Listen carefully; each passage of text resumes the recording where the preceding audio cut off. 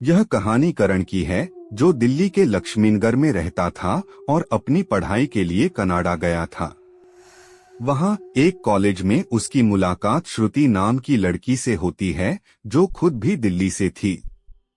शुरुआती मुलाकात के बाद दोनों में अच्छी बातचीत शुरू हो गई। वक्त के साथ उनकी दोस्ती गहरी होती चली गई। करण और श्रुति का दिन एक दूसरे के साथ गुजरने लगा। क्लास जाना, कैफेटेरिया में साथ खाना और खाली वक्त में घूमने फिरने तक। धीरे धीरे करण को एहसास हुआ कि उसे श्रुति से सिर्फ दोस्ती नहीं, बल्कि उससे कुछ ज्यादा महसूस होने लगा है। उसकी धड़कनें तेज हो जाती जब श्रुति मुस्कुराते हुए उससे बात करती। करण को लगने लगा था कि शायद श्रुति भी उसके लिए कुछ खास महसूस करती है। लेकिन उसे डर था, अगर उसने अपने दिल की बात कह दी और श्रुति ने इनकार कर दिया, तो वह एक प्यारी दोस्त भी खो देगा। करण अंदर ही अंदर इस उलझन में फंसा हुआ था। प्यार का इजहार करना आसान नहीं था। वह सही मौका ढूंढ रहा था, लेकिन हर बार खुद को रोक लेता, कहीं दोस्ती पर आंच न आ जाए। उसके मन में यह सवाल लगातार घूम रहा था, क्या दोस्ती से बढ़कर रिश्ता बनाने की कोशिश करना सही रहेगा? श्रुति का जन्मदिन करीब था और करण ने सोचा कि यही सही मौका है अपने दिल की बात कहने का। वह काफी समय से अपने प्यार का इजहार करने के लिए सही पल तलाश रहा था। उसने उस दिन के लिए एक खास सरप्राइज प्लान किया। जब सभी दोस्त जन्मदिन मना रहे थे, करण ने उसे एक शांत कोने में बुलाया और अपने दिल की बात कह दी, वह उससे प्यार करता है। श्रुति ने मुस्कुराते हुए करण की बात सुनी और बिना झिझके जवाब दिया, मैं भी तुमसे प्यार करती हूँ। उस पल से दोनों का रिश्ता और गहरा हो गया और प्यार के इस सफर में उन्होंने साथ चलने का फैसला किया। वक्त बीतता गया और दोनों एक दूसरे के बेहद करीब आ गए। श्रुति के लिए करण अब सिर्फ एक साथी नहीं, उसकी पूरी दुनिया बन चुका था। वह उससे इतनी जुड़ गई थी कि उसके बिना एक पल भी रहना मुश्किल लगता था।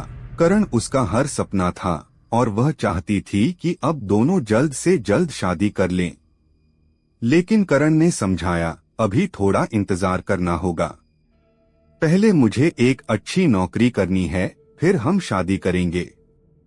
पेपर खत्म होते ही हम इंडिया जाएंगे और अपने परिवार से बात करेंगे। सब ठीक रहा तो हम वहीं शादी कर लेंगे। श्रुति को बात समझ में आई और उसने सब्र से इंतजार करने का फैसला किया।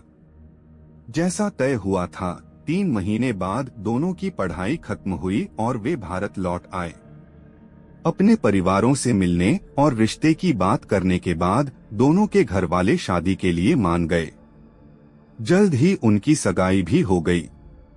श्रुति की खुशी का ठिकाना नहीं था। उसने सोचा, अब करण सिर्फ मेरा है और हम दोनों हमेशा साथ रहेंगे। उसका सपना पूरा होने वाला था। थोड़े समय बाद करण को कनाडा में एक बड़ी कंपनी में नौकरी मिल गई। वह श्रुति को अपने साथ कनाडा ले गया और दोनों एक ही फ्लैट में रहने लगे। शुरू में सब कुछ ठीक चल रहा था, लेकिन नौकरी शुरू होते ही करण का व्यवहार धीरे धीरे बदलने लगा। वह अब श्रुति को पहले की तरह समय नहीं दे रहा था। श्रुति ने सोचा कि शायद काम का दबाव होगा, इसलिए वह करण के इस बदलाव को नजरअंदाज करती रही। लेकिन सच्चाई कुछ और थी। करण का अपने ऑफिस में काम करने वाली शीतल नाम की लड़की के साथ अफेयर चल रहा था। श्रुति को इस बात की भनक तक नहीं थी। एक दिन श्रुति मॉल में कुछ सामान लेने गई, जहां उसकी नजर अचानक करण पर पड़ी। वह शीतल के साथ हंसते बोलते घूम रहा था। श्रुति ने पास जाकर पूछा, तुम यहाँ क्या कर रहे हो? ऑफिस का वक्त है ना? करण ने झट से जवाब दिया, ये मेरी ऑफिस फ्रेंड है। इसका बर्थडे था और इसने जिद की तो मुझे आना पड़ा। श्रुति ने सोचा कि शायद करण सच कह रहा है और इस बात को यहीं छोड़ दिया। लेकिन उसी रात करण घर नहीं लौटा। जब श्रुति ने उसे कॉल किया तो उसने कहा, आज ऑफिस में बहुत काम है, मैं यहीं रुकूंगा। प्लीज परेशान मत करना। ऐसी स्थिति बार बार होने लगी। करण कभी कभी घर आता और कभी पूरी रात गायब रहता। श्रुति के मन में शक गहराने लगा। एक दिन उसने करण के ऑफिस में कॉल करके पता किया तो मालूम हुआ कि करण रोज समय पर ऑफिस से निकल जाता है। यह सुनकर श्रुति का शक और बढ़ गया। उसने करण के एक दोस्त से बात की जो उसे सारी सच्चाई बता देता है। करण और शीतल का अफेयर चल रहा था और वे अक्सर रातों को होटल में मिला करते थे। उस रात श्रुति ने खुद जाकर सब कुछ जानने का फैसला किया। आधी रात के वक्त वह उसी होटल पहुंची जहां करण और शीतल मिलने वाले थे। डर, गुस्से और दिल टूटने के एहसास के साथ उसने कमरे का दरवाजा खोला और करण को शीतल के साथ रंगे हाथों पकड़ लिया। श्रुति की आंखों में आंसू भर आए। उसकी सारी उम्मीदें और सपने उसी पल चकनाचूर हो गए। वह बिना कुछ कहे वहां से चली आई और अपने फ्लैट में लौटकर सिसकियों में डूब गई। करण, जिसे उसने अपनी जिंदगी माना था, ने उसे धोखा दिया था।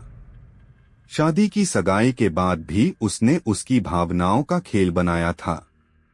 उस रात श्रुति को एहसास हुआ कि प्यार जब टूटता है तो वह इंसान को भीतर से पूरी तरह तोड़ देता है।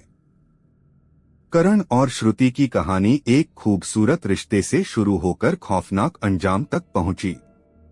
प्यार में डूबी श्रुति को अंदाजा भी नहीं था कि जिस इंसान पर उसने अपना सब कुछ न्यौछावर किया वही एक दिन उसकी जिंदगी तबाह कर देगा।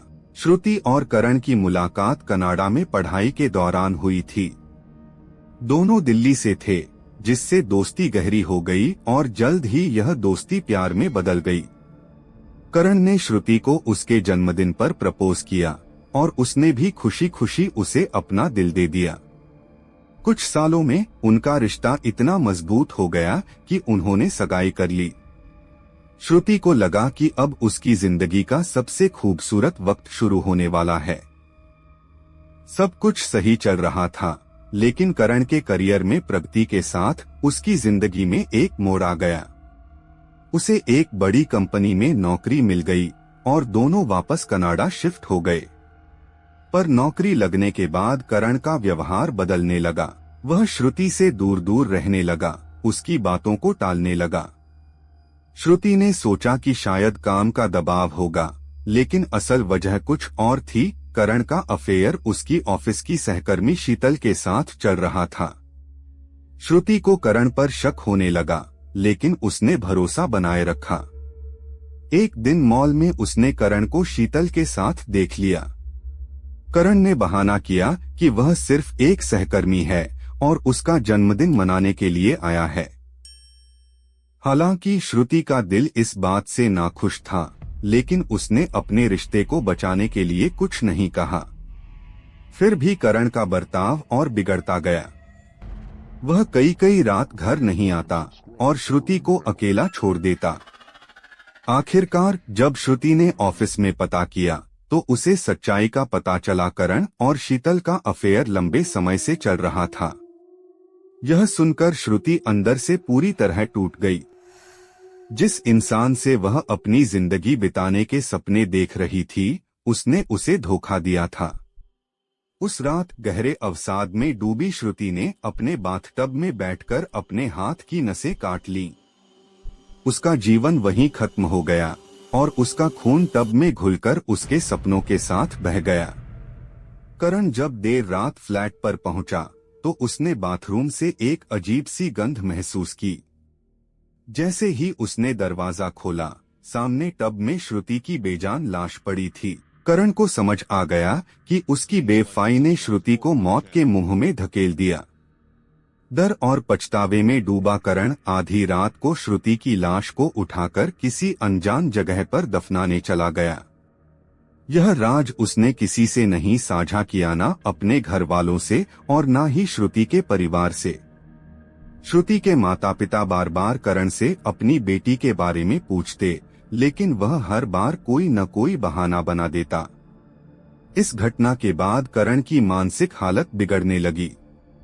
उसे हर वक्त श्रुति का चेहरा दिखाई देता, कभी आईने में, कभी अपने बगल में, तो कभी सपनों में। वह खुद को संभालने की बहुत कोशिश करता, लेकिन श्रुति की यादें उसे चैन से जीने नहीं देती। धीरे धीरे करण ने अपनी जिंदगी को फिर से पटरी पर लाने की कोशिश की। शीतल, जिसके साथ उसका अफेयर था, अब करण के साथ फ्लैट में रहने आ गई। करण ने सोचा था कि वह नई शुरुआत कर सकेगा, लेकिन जैसे ही उसने शीतल के करीब जाने की कोशिश की, उसे वही अजीब गंध महसूस हुई जो श्रुति की लाश से आई थी। करण के दिल की धड़कनें तेज हो गईं। उसने डरते डरते पीछे देखा, और जो उसने देखा उससे उसकी जान सूख गई। श्रुति ठीक वहीं खड़ी थी। उसके हाथ की नसें कटी हुई थीं, चेहरा खून से लथपथ था और उसकी आंखों में गहरा गुस्सा और दर्द था। श्रुति ने रोते हुए कहा, तुमने मेरे साथ जो किया उसका बदला मैं लेकर रहूंगी। उस दिन के बाद से करण की जिंदगी पूरी तरह बर्बाद हो गई। उसे हर जगह श्रुति दिखाई देने लगी। वह आईने में अपना चेहरा देखता तो उसमें भी उसे श्रुति नजर आती। वह उससे माफी मांगता, उसके आगे गिड़गिड़ाता, लेकिन श्रुति की आत्मा उसे छोड़ने का नाम नहीं ले रही थी। शीतल को करण की ये हरकतें समझ में नहीं आती। करण उसे बार बार कहता कि श्रुति यहाँ है, देखो, लेकिन शीतल को कुछ नहीं दिखता था। करण का पागलपन इतना बढ़ गया कि वह आईने के सामने बैठकर खुद से बातें करता, श्रुति से माफी मांगता और अपने किए पर रोता गिड़गिड़ाता रहता। आखिरकार एक दिन करण ने भी वही रास्ता चुना जो कभी श्रुति ने लिया था। वह उसी बाथरूम में गया, उसी टब में बैठा और अपने हाथ की नसें काट ली। खून की धार ने उसके पछतावे को बहा दिया और उसका जीवन वहीं समाप्त हो गया। अगली सुबह शीतल ने करण की लाश को टब में वैसे ही पाया जैसे कभी श्रुति की मिली थी। यह घटना किसी रहस्य से कम नहीं थी। दोनों ने ठीक एक जैसी मौत क्यों चुनी? अब आप कह सकते हैं कि भूत प्रेत जैसी चीजें सिर्फ कहानियों में होती हैं, लेकिन अगर इस दुनिया में अच्छाई है तो बुराई भी होती है। अगर सकारात्मक ऊर्जा है तो नकारात्मक भी मौजूद रहती है। यह कहानी सिर्फ एक चेतावनी है, प्यार के साथ धोखा मत करो, क्योंकि हर किसी को दूसरा मौका नहीं मिलता।